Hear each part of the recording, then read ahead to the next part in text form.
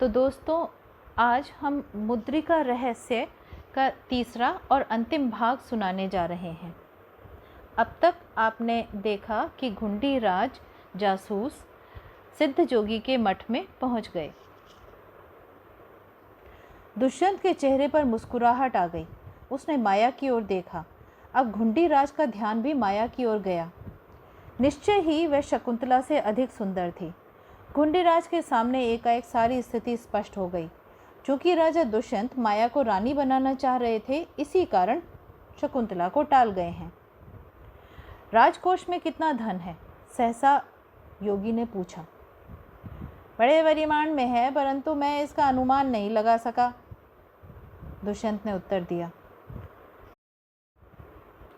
नवमी को तुम जितना अधिक संभव हो धन लेकर यहाँ आ जाओ। उसी रात्रि बलि होगी, फिर तुम निष्कंटक राज करो, तभी हमारी माया रानी बनेगी। योगी ने आदेश के स्वर में कहा। जैसी आज्ञा, दुष्यंत ने उत्तर दिया। अब तुम जाओ, पंचमी को हमसे आकर मिल लेना। यदि हमें लौटने में देर हो तो प्रतीक्षा करना। दुष्यंत प्रणाम कर उठ खड़ा हुआ। घुंडीराज झांकना बंद कर हटे, पर तभी छत पर पैर हटाने के कारण खटका हुआ। कौन है छत पर? योगी राज का स्वर सुनाई दिया। वही होगा घुंडीराज, माया ने कहा और उसकी हंसी के स्वर आए। घुंडीराज के हाथ पांव फूल गए। क्या उनका छुपकर आना माया को पता लग गया? पर वह तो तब से पंखा झल रही थी। फिर उसने कैसे जान लिया? कुछ भी हो, अब यह स्थान जल्दी छोड़ देने में ही खैर है। तुरंत एक रस्सी का फंदा अटका, वह दीवार के सहारे नीचे उतरने लगे। तभी एकाएक उतरते समय घुंडीराज को एक कराह सुनाई दी, किसी व्यक्ति की करुण कराह। शकुंतले, शकुंतले। घुंडीराज ने प्रयत्न किया कि यह आवाज़ कहाँ से आ रही है पता लगाएं, पर वह जान नहीं सके। फिर मठ में घुसना तत्काल संभव भी नहीं था। रत्नगर की ओर लौटने लगा। मामले को पूरी तरह समझकर भी वह नहीं समझे थे। कई गुल खिलने बकाया हैं, अनेक गुत्थियां हैं। योगी राज राजा दुष्यंत से राजकोष के विषय में क्यों पूछ रहे थे? दुष्यंत ने कहा कि वह धन का अनुमान नहीं लगा सके। राजा को पता रहता है कि धन कितना है। वह धन क्या माया नामक सुंदरी को प्राप्त करने के लिए दिया जा रहा है? यह माया कौन है? उसने घुंडीराज के छत पर होने का कैसे पता लगा लिया? योगीराज ने कहा नवमी की रात बलि होगी। किसकी बलि होगी? जिसके बाद राजा दुष्यंत निष्कंटक राज करेंगे। और वह शकुंतला का नाम लेकर कराहता हुआ स्वर किसका था?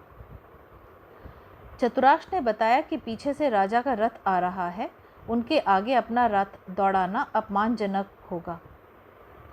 चतुराक्ष ने रथ एक ओर खड़ा कर दिया। राजा दुष्यंत उसका प्रिय मित्र है। वे दोनों एक ही आश्रम में पढ़े हैं। राजा ने प्रायः घुंडीराज को बुलाकर गूढ़ मामलों में सलाहें ली हैं। कई बार वह राजा से पुरस्कार प्राप्त कर चुके हैं। वह घुंडीराज के साहस और जासूसी प्रतिभा के प्रशंसक रहे हैं। जब भी राजा से वह मिलते, तब कुशल क्षेम के 2 वचन अवश्य पूछते। पर इस बार कुछ विचित्र हुआ। राजा को देखकर घुंडीराज ने झुककर प्रणाम किया। राजा ने प्रणाम का उत्तर दिया, ठीक वैसे ही जैसे सामान्य प्रजाजनों को दिया जाता है, और आगे बढ़ गए अपरिचित से। राजा के जाने के बाद घुंडीराज ने चतुराक्ष से कहा, इस राजा को क्या अपने प्रियजनों को भुला देने की बीमारी हो गई है? चतुराक्ष हंस दिया। जासूसों में आदत होती है, किसी भी मामले को हाथ में लेने के बाद शुरू में उसमें कुछ अर्थहीन तरीके से हाथ पैर मारते हैं और कुछ दिग्भ्रमित से अनुभव करने लगते हैं, पर बाद में एकाएक किसी तार्किक निर्णय पर पहुंचकर या महज साहस से एक ऐसी हरकत कर बैठते हैं जो उन्हें मामले की उस गहराई तक पहुंचा देती है जहां से उनका और पाठकों का वापस लौटना कठिन होता है। मुद्रिका रहस्य उर्फ असली किस्सा कुमारी शकुंतला का में भी यही हुआ। दोपहर का समय, महाराज दुष्यंत अपने कक्ष में बैठे अंगूर खा रहे थे। तभी एक अनुचर आकर निवेदन करता है कि प्रतिष्ठानपुर में उनके व्यापारी मित्र और बाल सखा आनंदवर्धन आए हैं और दर्शन को उत्सुक हैं। आने दो, राजा ने एक क्षण सोचकर उत्तर दिया। कुछ समय बाद कीमती वस्त्र धारे एक हंसमुख युवक राजा के कक्ष में आया। उसके हाथ में छोटी सी गठरी थी। राजा दुष्यंत उठे और आदर से उसे अपने पास बिठाया। कहो मित्र, कब आना हुआ? राजा ने पूछा। कल ही आया, युवक आनंदवर्धन ने उत्तर दिया। और कहो सब ठीक है? हाँ, इस बार वह वस्तु ले आया हूँ जिसके लिए आपने मुझसे कहा था। राजा ने आश्चर्य से देखा। इच्छा हुई कि पूछें कौन सी वस्तु है, पर अपने मनोभावों को रोकते हुए बोले, अच्छा, वह तो प्रसन्नता की बात है, बताओ कहाँ है? युवक ने राजा के कान के पास मुंह लाकर धीरे से कहा, असली शिलाजीत है। 10 घोड़ों की शक्ति आ जाएगी, पर यहाँ नहीं, उद्यान में चलो। उपयोग की विधि भी समझानी होगी ना। असली शिलाजीत का नाम सुन राजा की आंखें चमक गईं। हाय हाय, कहाँ मिलता है असली शिलाजीत? 10 घोड़ों का बल और माया जैसी रानी। राजा तुरंत उठे। यहाँ हम पाठकों को बता दें कि राजा दुष्यंत का उद्यान किसी भी भांति स्वर्ग के उद्यान से कम नहीं। अनेक स्थलों पर ऐसे शीतल कुंज बने हैं जिनमें छुपे प्रेमियों को बाहर से देखा नहीं जा सकता। राजा और उनके पूर्वजों ने अनेक बार इन कुंजों में रानियों, दासियों और नगर की कुमारियों के साथ विभिन्न लीलाएं की हैं। ऐसे ही एक कुंज में जाकर आनंदवर्धन ने कहा, कई बार आपने कहा था यार असली शिलाजीत दिलवाओ, पर मैं बहुत यत्न करने पर भी नहीं पा सका, पर इधर सौभाग्य से मुझे ये मिल गया। यह कहकर आनंदवर्धन ने छोटी सी गठरी खोली और सफ़ेद बुकनी हाथ में लेकर कहा, देखो कैसी सुगंध आ रही है। राजा ने बुकनी को सूंघा और एकदम उनका सर चक्कर खाने लगा और वे गिर पड़े। कुछ समय बाद उद्यान के एक कुंज से किसी पक्षी की आवाज़ आई और उत्तर में उद्यान की दीवार के पार से दूसरे पक्षी की आवाज़ आई। कुछ देर बाद दीवार फांदकर एक युवक अंदर आया जिसे हम चतुराक्ष के नाम से जानते हैं। उसे देखकर आनंदवर्धन नामक युवक ने, जो कोई और नहीं हमारे प्रिय जासूस घुंडीराज ही हैं, ने कहा, मुझे निश्चय हो गया था कि राजा का रूप बनाई यह कोई दुष्ट ही है। राजा का प्रतिष्ठानपुर में आनंदवर्धन नाम का कोई मित्र नहीं, पर यह जो दुष्यंत बनने का नाटक कर रहा था असली शिलाजीत के नाम पर यहाँ तक चला आया। मूर्ख! अब मेरे लिए क्या आदेश है? चतुराक्ष ने पूछा। इसे गठरी में बांधकर घर ले जाओ और नीचे कोठरी में कैद करके सख्ती से पहरे में रखो। और आप? मैं तब तक राजा का वेश बनाकर प्रयत्न करूंगा कि असली दुष्यंत का पता लगे। तुम पंचमी को राजा के सारथी का वेश बनाकर सिद्ध जोगी के मठ के मार्ग पर मिलना। पंचमी के दिन घुंडीराज, जो अब दुष्यंत का वेश रखे थे, रथ लेकर प्रातः ही सिद्ध जोगी के मठ चले गए। सारथी को साथ नहीं लिया। मार्ग में चतुराक्ष सारथी का वेश बनाए खड़ा ही था। उसने अपना पद संभाल लिया। सिद्ध जोगी नहीं थे। घुंडीराज को ऐसे ही अवसर की प्रतीक्षा थी। वह कक्ष में चले गए और सोचने लगे कि रहस्य तक पहुंचने के लिए क्या किया जाए।